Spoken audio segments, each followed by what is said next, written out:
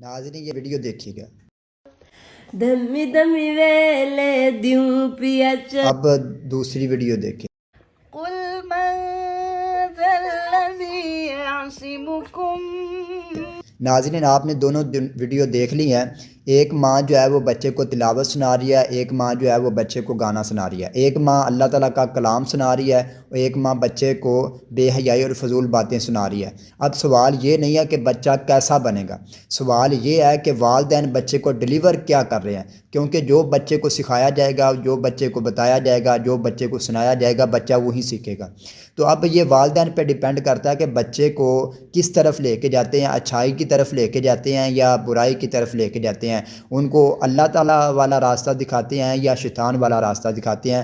تو ظاہر سی بات ہے جب والدین خود دیندار ہوں گے تو بچے کو دین سکھائیں گے، جب والدین خود ٹک ٹاکر ہوں گے تو انہوں نے اس بچے کو بے حیائی اور فضول کاموں کی طرف لے کے جانا ہے۔ تو اس لیے خدا را اپنے بچوں کو اچھی تربیت دیں، ان کو دیندار بنائیں، نہ